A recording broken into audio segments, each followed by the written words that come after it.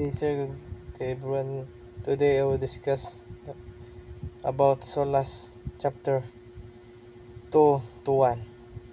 Regulation 10. Construction of watertight bulkheads.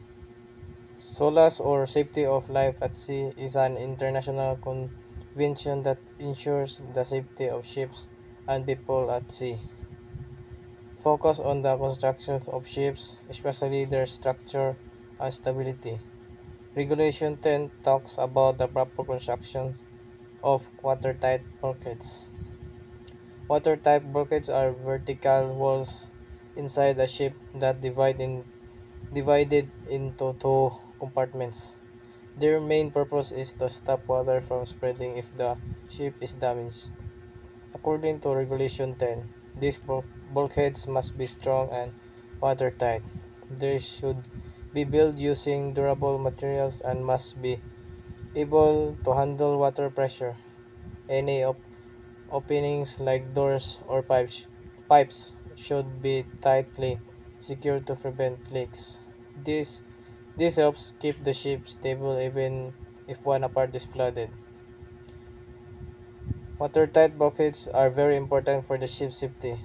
SOLAS Regulation 10 ensures they are properly built to prevent flooding and protect the ship and crew.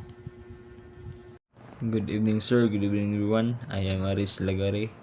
I will report topic of damage stability regulation definition, watertight and weathertight and watertight bulkhead. Damage stability is an important concept in ship safety.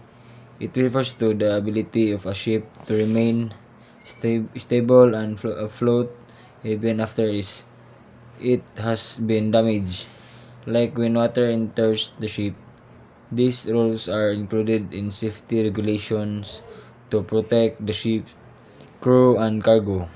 Damage stability regulations require ship to be designed in a way that they can survive flooding in certain compartment.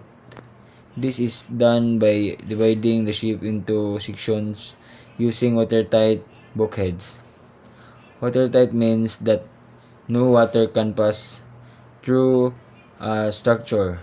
For example, watertight doors and bulkheads prevent water from spreading inside the ships. On the other hand, watertight means the water from rain or sea spray cannot enter, but is not as strong as with watertight protection. Watertight bulkhead is a strong wall inside the ship that separates it into compartment. Its main purpose is to limit flooding and keep the ship stable if damage happens. This feature help improve the ship's safety by controlling water entry and preventing the ship from sinking quickly. Damage stability and watertight structure are very important in ship design. They help keep the ship safe during accident and ensure that it can stay afloat even when damaged. That's all. Thank you.